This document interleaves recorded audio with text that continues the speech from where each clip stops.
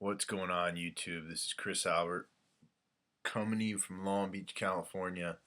I'm back now. Went on vacation for quite a while. I was out on the East Coast seeing some family matters. My brother-in-law is okay. Um, he has some short-term memory loss, but everything's fine. Got to see my family. Got to see New York City. Went out there with my girlfriend. We had a good freaking time. Came back here and back here in the good old LBC in Long Beach. Um, Questions that I'm getting from you guys. I get a lot of questions about how to develop a big chest, and there's more than one way to skin a cat. I'm wearing this cap because I can't stand my hair right now. It's fucking all over the place. But there's more than one way to skin a cat on this issue. How to build a big chest. There's a couple of different general rules that I want to give you that can help you to build at least a symmetrical, nice looking chest. Not one that hangs or anything like that. The big thing you want to remember about the pectoral muscles, and I got my shirt on right now, which is quite a change, but um, if they're underbuilt up here and they're overbuilt down here, that means that they're gonna look like they're hanging, like a couple of hanging, saggy ass fucking grandmother tits. So you really want to build up your upper chest as much as possible. And I'm out of shape, but I'll fucking take my shirt off, show you guys. You really want to build this fucking area up here if you want to get a good aesthetic look.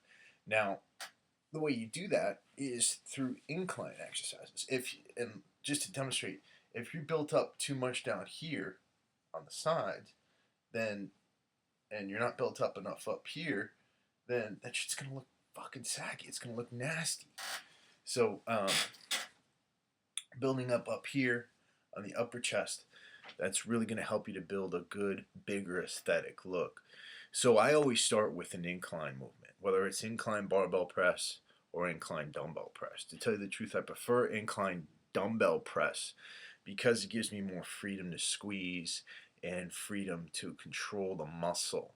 I see a lot of people doing the incline barbell press really, really wrong. What I mean by that is they're coming out here and they got their elbows all flared out and shit like that, and they're fucking trying to come down. What you need to be doing is pointing your elbows forward, bringing them down up here, and then pushing up. Every bench press movement should be in that kind of motion, right? It shouldn't be out here. It should be down here. If you're doing dumbbells, they should come down at a 45-degree angle and then push up, right? That way you fucking get a good contraction in the chest there.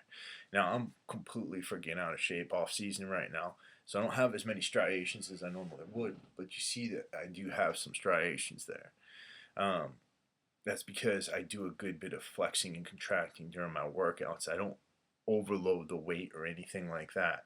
That's the other thing. Rule number two, don't go so heavy that you can't feel it in your chest. A lot of you guys try to load up on the bench press. Bench press is more about triceps and shoulders and even back than it is about pecs. Um, the incline press is a far superior movement there. Now, some people advocate the decline barbell press. I really don't like this exercise. I think that when you do a decline, it actually um, shortens the range of motion, so you're not getting as good of a contraction. Um, and it's really not a good exercise unless you're using dumbbells. I personally think that dips are a better exercise to get the lower pec if that's what you're going for. So here's my basic routine that I would follow. One, start with an incline movement, right? So that should be incline barbell presses or incline dumbbell presses, or you could even do incline hammer strength if you have a hammer strength machine. Two, what I would do is go from a pressing movement to a blood movement, a blood volume movement, which I would classify as like cable flies or dumbbell flies or machine flies, and try to concentrate on that upper pec area and filling that area full of blood after you've done a pressing movement. Two, from there I would move into more of a flat pressing movement. Now you could do flat bench dumbbell presses. If you want to do bench pressing, you can, but I don't think it's the best exercise for activating the pectoral muscles. So I would personally recommend doing dumbbell presses or even going to a flat hammer strength machine press. And then from there, I'd finish off with another blood movement. Uh, I think that bench pressing and flat bench dumbbell pressing can actually be interchanged with dips a lot of the time. And the way I do dips is I lean forward a little bit and really try and push down and get that chest movement, that chest contraction. So there you have it. That's my take on how to build a big chest. If you have any questions, email me at gettingshredded@gmail.com. Or you can hit me up on Instagram or Facebook.